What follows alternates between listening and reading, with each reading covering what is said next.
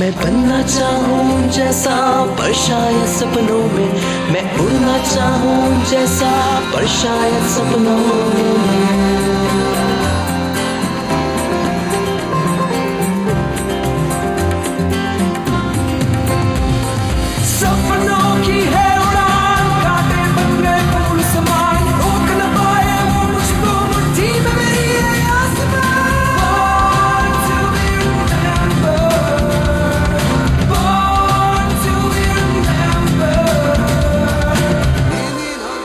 Hello friends, Babita Jain एक बार फिर से हाजिर है बॉर्न टू बी रिमेम्बर्ड के एक और नए नवेले एपिसोड के साथ। आज ना मैं आपसे एक बात शेयर करना चाहती हूँ। वैसे तो ना मैं हर रोज आपसे कुछ ना कुछ शेयर करती रहती हूँ, लेकिन ये जो बात मैं आपसे शेयर कर रही हूँ ना, ये शेयर करते हुए मुझे बहुत अच्छा लग रहा है कि मैंने अब एक नई गाड़ी ले ली है और अब तो मैं ना कभी भी कहीं भी फटाफट से पहुंच सकती हूँ। और फ्रेंड्स, कभी कभी तो मैं ये सोचती हूँ कि कार बाइक जैसी चीजों ने हमारी जिंदगी को कितना आसान कर दिया है ना। और पता है, इसके लिए हमें ड्यूरिया ब्रदर्स का थैंकफुल होना चाहिए, क्योंकि आज ही के दिन साल 1893 को उन्होंने ऑटोमोबाइल में क्रांति के तौर पर यानी कि गैसोलीन वाहनों को पेटेंट करवाया था। साउंड्स इंटरेस्टिंग ना? चार्ल्स ड्यूरिया और फ्रैंक ड्यूरिया नाम के इन दो भाइयों का साइकिल बनाने का काम था और उस समय लोगों के पास कम्यूट करने के लिए या तो साइकिल होती थी या फिर घोड़ा गाड़ी। उस दौर में किसी के लिए मोटर गाड़ी यानी कि ऑटोमोबाइल के बारे में सोचना बहुत बड़ी बात थी, लेकिन इन दोनों भाइयों ने ना सिर्फ सोचा बल्कि कुछ ऐसा बनाया जिसके लिए वो इतिहास के पन्नों में दर्ज हो गई। उन्होंने पहली बार गैसोलीन पावर्ड ऑटोमोबाइल को पेटेंट कराकर कमर्शियली कार और बाइक को लॉन्च किया और देखते ही देखते 13 गाड़ियां बिक गई। वाओ! ड्यूरिया ब्रदर्स से जुड़ी एक और कहानी या किस्सा कहें, वो मुझे याद आता है जो मैं आपको जरूर सुनाऊंगी। पता है, इन दोनों भाइयों ने ऑटोमोबाइल रेस में भाग लिया। मैं यहाँ आपको ये बता दूं कि अमेरिका की पहली ऑटोमोबाइल रेस थी वो, और ये वो दौर था जब कार का नहीं बल्कि घोड़ा गाड़ी का सड़कों पर दौड़ना होता था। और जब कार सड़कों पर दौड़ती थी तो पुलिस वाले रोक कर पूछते थे, ए तुम्हारा घोड़ा कहाँ है? आज ये सुनकर हमें बहुत हंसी आ रही है, पर उस वक्त का सोचिए जब सड़कों पर सिर्फ इक्का दुक्का ही कारें हुआ करती थी। लेकिन आज तो हम इन्हीं गाड़ियों की वजह से ट्रैफिक जाम में भी फंस जाते हैं।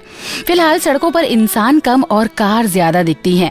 खैर, मैं बात कर रही थी ड्यूरिया ब्रदर्स की पहली ऑटोमोबाइल रेस की, जिसे स्पॉन्सर्ड किया था अमेरिका के जाने माने अखबार शिकागो टाइम्स हेराल्ड न्यूज़पेपर ने। और इस रेस को जीतने वाली कार को पता है इनाम कितना मिला? पूरे $2000। वैसे एक और मजेदार बात बताऊं इस रेस के बारे में। इस रेस में ना कार के साथ साथ मोटर बाइक्स ने यानी कि बाइक्स ने भी हिस्सा लिया, और उस रेस को देखने वालों में से कई लोगों ने बिना घोड़े के चलने वाले इस व्हीकल को इतना पसंद किया कि एक रेस देखने वाले ने तो अपनी तरफ से बाइक चलाने वाले को पता है $500 ही ऑफर कर दिए। सच में कितना फैसिनेटिंग होगा ना वो सब। आई विश मैं भी होती उस रेस में। वैसे एक तरह से ना मैं मीन्स हम सब जब भी सड़क पर गाड़ी लेकर निकलते हैं तब हर तरफ हॉर्न का शोर, गाड़ियों की भागम भाग, बाप रे बाप कितना टफ होता है ना। मैंने सही कहा ना? वेल, मुझे ना इस सिचुएशन में हमेशा एक ही गाना याद आता है जो मैं अब आपको सुनाने वाली हूँ। तो चलिए अभी फिलहाल एक गाना हो जाए आपके लिए और उसके बाद जरूर जुड़े रहिएगा बॉर्न टू बी रिमेम्बर्ड के साथ। मैं हूँ आपके साथ बबीता। बाजू बाबू समझो इशारे, हॉर्न पुकारे, पम पम पम, यहाँ चलती को गाड़ी कहते हैं प्यारे, पम पम पम। बाबू समझो इशारे, हॉर्न पुकारे, पम पम पम, यहाँ चलती को गाड़ी कहते हैं प्यारे, पम पम पम। रि बाबा रि बाबा बाबा रि बाबा रि बाबा बाबा रि बाबा रि बाबा बाबा रि बाबा रि बाबा।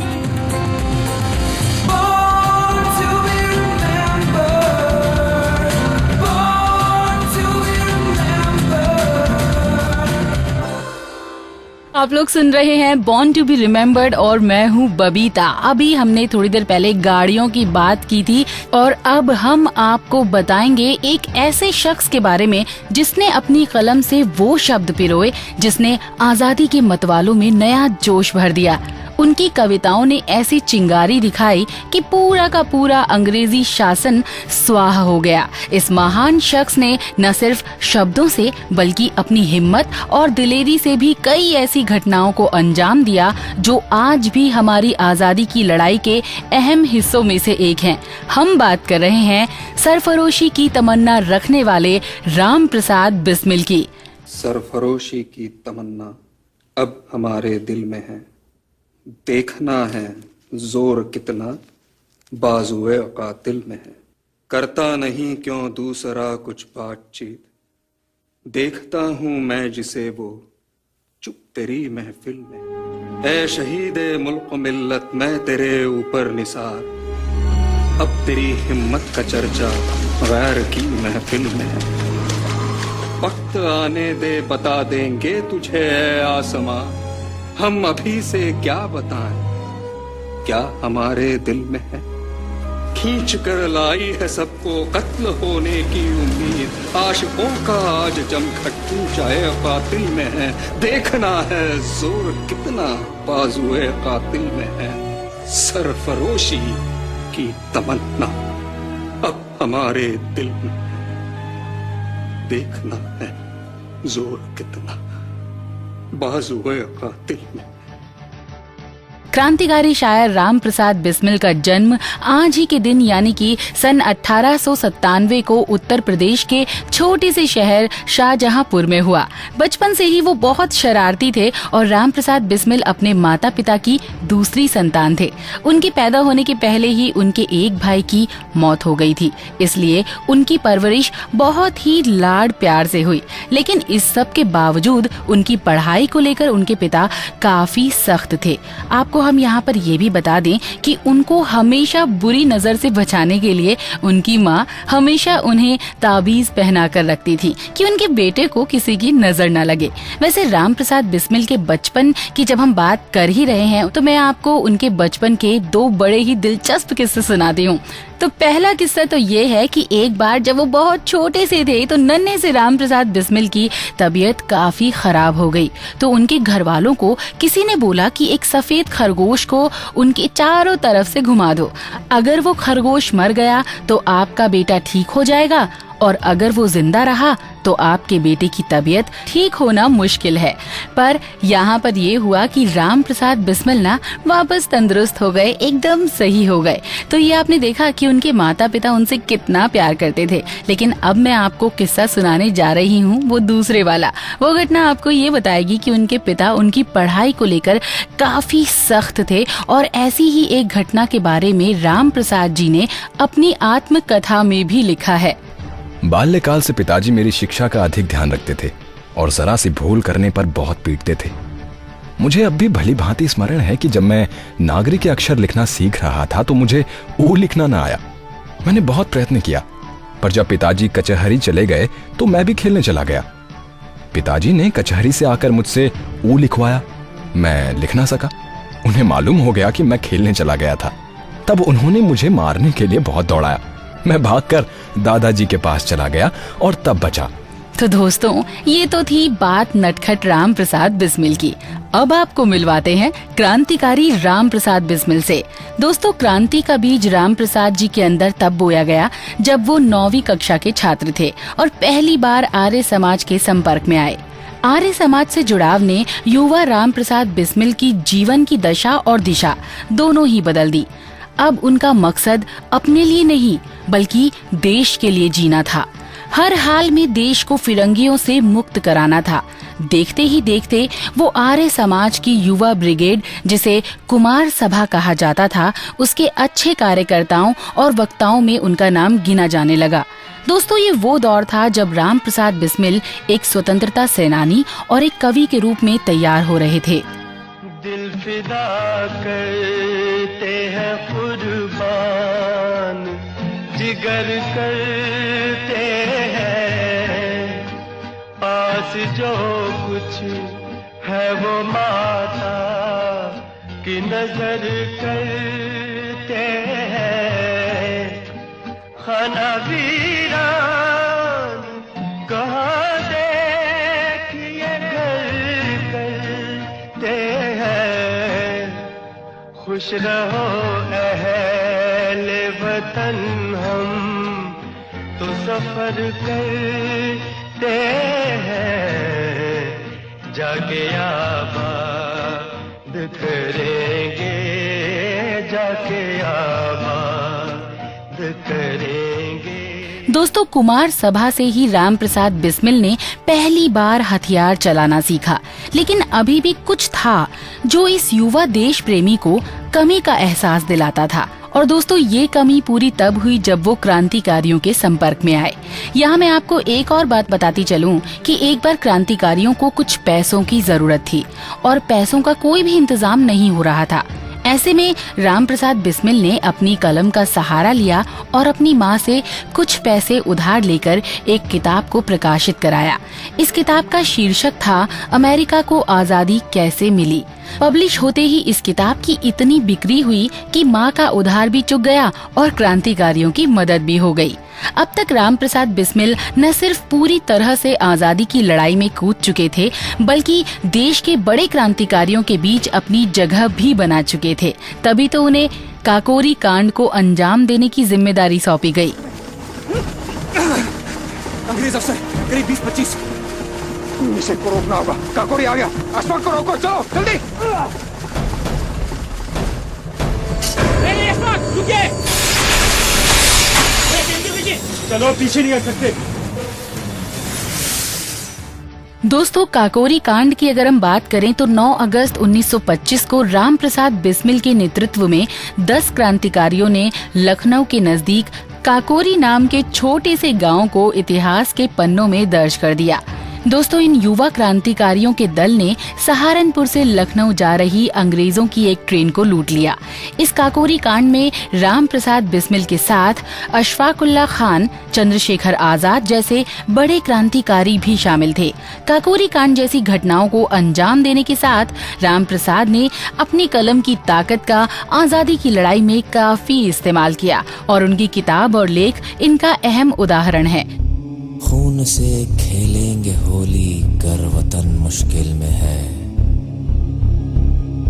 सरफरोशी की तमन्ना अब हमारे दिल में है ये हथियार दुश्मन ताक में बैठा उधर, हाथ जिनमें हो जुनून कटते नहीं तलवार से, सर जो उठ जाते हैं वो झुकते नहीं ललकार से,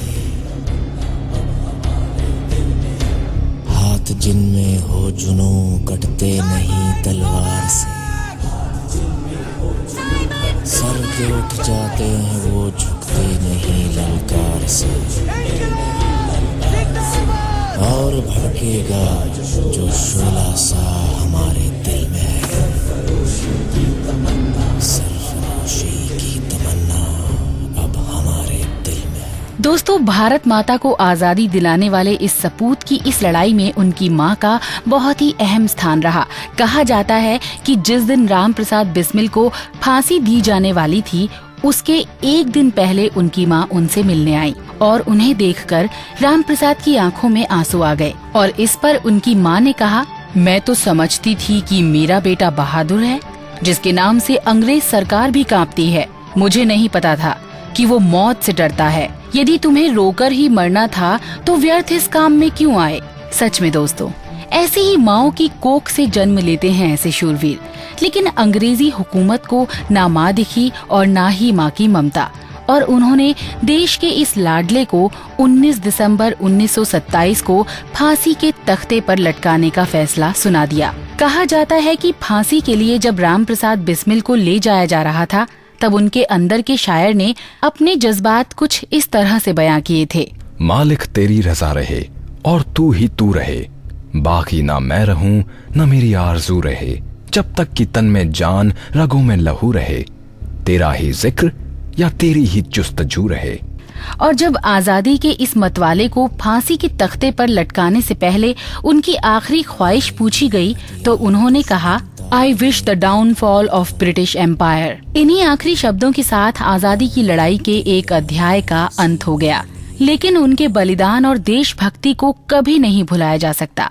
हमारी तरफ से इस महान क्रांतिकारी को शत शत नमन।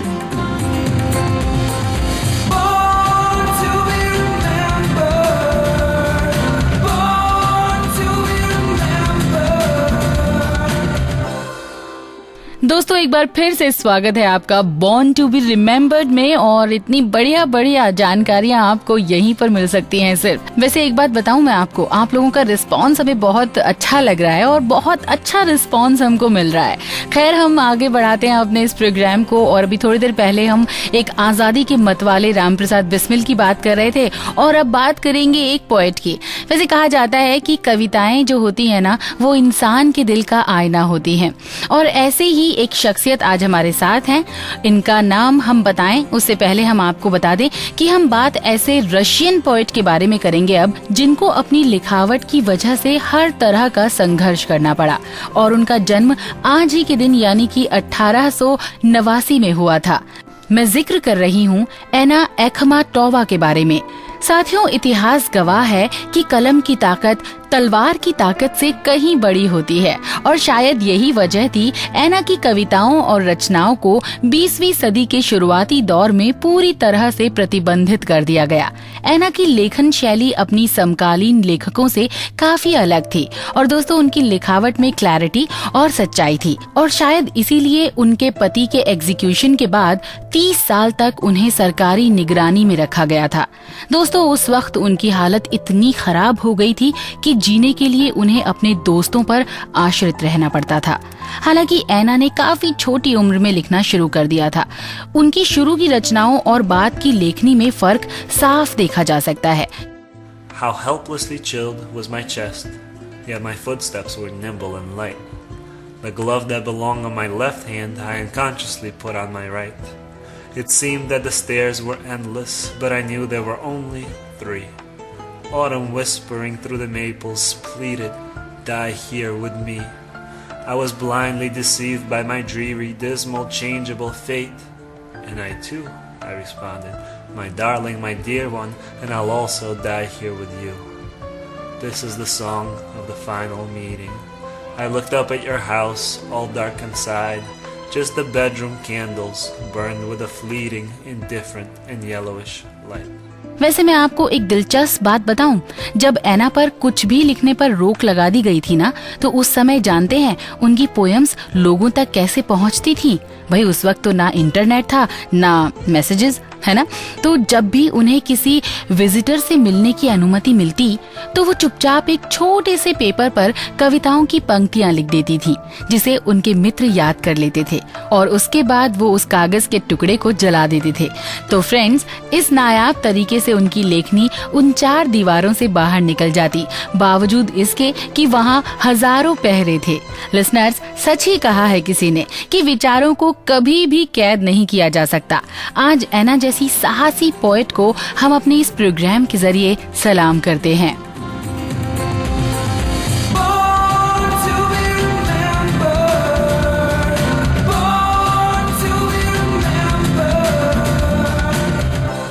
बॉर्न टू बी रिमेम्बर्ड सुन रहे हैं आप, और दोस्तों अभी थोड़ी देर पहले हमने एक पोएट महिला की बात की थी, और अभी भी अगर हम बात करने की बात करें ना तो यहाँ पर भी एक महिला ही है जिनसे अब हम आपको मिलवाना चाहेंगे। अब हम बात करते हैं एक ऐसी महिला के साहस और हिम्मत की जिन्होंने अमेरिका में औरतों के राजनीति में आने का रास्ता खोल दिया। जीन रैंकिन का नाम शायद आप में से बहुत ही कम लोग जानते होंगे, लेकिन हमारे program born to be remembered का उद्देश्य ही है कि हम आपको उन पर्सनैलिटीज के बारे में बताएं जिनकी कहानियां काफी प्रेरणादायक है, और उन पर्सनैलिटीज को आप तक पहुंचाएं जिनके बारे में आपने बहुत कम सुना है। खैर, जीन रैंकिन की बात चल रही है, और अमेरिका की पहली ऐसी महिला थी वो जिनको यूनाइटेड स्टेट्स कांग्रेस के लिए चुना गया था।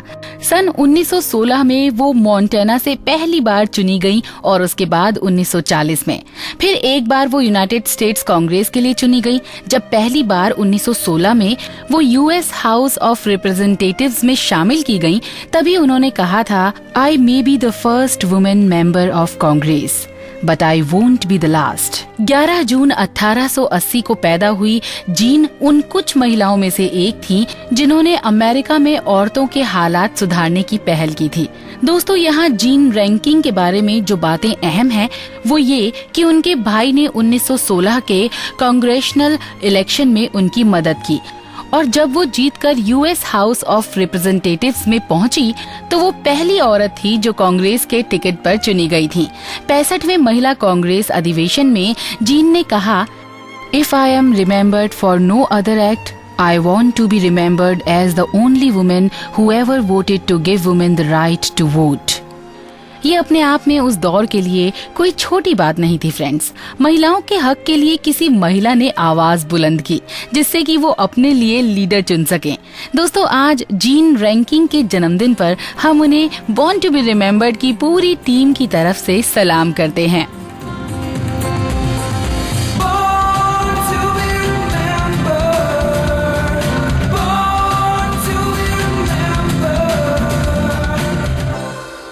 बॉर्न टू बी रिमेम्बर्ड में आखिर में अब हम जिस शख्सियत की बात करने जा रहे हैं उनकी पेंटिंग्स ठीक वैसी ही हैं जैसी कि हमारी दादी नानी की कहानियाँ, जिनमें जितनी कल्पना होती है उतनी ही वास्तविकता भी। और ऐसे ही एक पेंटर थे गणेश पाइन। 11 जून 1937 को पश्चिम बंगाल की राजधानी कोलकाता में इस रंगों के जादूगर का जन्म हुआ। शुरू से ही रंग और ब्रश को अपना खिलौना बनाने वाले इस कलाकार ने अपनी मिट्टी की खुशबू को हमेशा अपनी पेंटिंग्स में जिंदा रखा और हिंदुस्तान के कंटेम्पररी आर्टिस्ट्स में अपना नाम शुमार किया। और दोस्तों, जानते हैं वो बचपन से ही किन से इंस्पायर थे? वो इंस्पायर्ड थे अवनींद्रनाथ टैगोर से, जो कि बंगाल स्कूल आर्ट मूवमेंट के फाउंडर थे। और जब गणेश बड़े हुए तो वो पूरी तरह से बंगाल स्कूल आर्ट मूवमेंट में एक अहम हिस्सा बन गए और ताउम्र कला की सेवा करते हुए कला प्रेमियों को कई बहुमूल्य नगीने दिए। कला को लेकर उनका कहना था, दोस्तों, बंगाल कला जगत में गणेश पाइन का नाम बहुत ही शिद्दत से लिया जाता है और उन्होंने अपनी पेंटिंग्स के जरिए बहुत सारे लोगों का दिल जीता। तो दोस्तों, कला के इस पुजारी को बॉर्न टू बी रिमेम्बर्ड की तरफ से श्रद्धांजलि।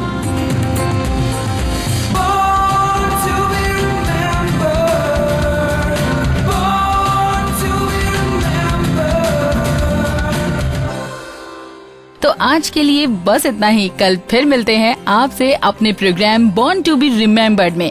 तो भाई, अपना ख्याल रखिएगा और बॉर्न टू बी रिमेम्बर्ड रोज सुनिएगा, क्योंकि इससे अच्छा प्रोग्राम और कोई हो ही नहीं सकता नॉलेज बढ़ाने के लिए।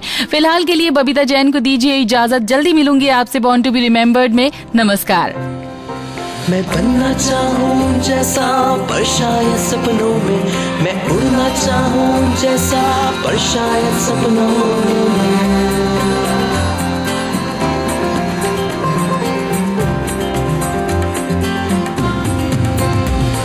सपनों की है उड़ान, काटे बंगले फूल समान, रोक न पाए वो मुझको मुट्ठी में मेरी है आसमान। Born to be remembered। इस कार्यक्रम के कार्यकारी निर्माता जैनेंद्र सिंह।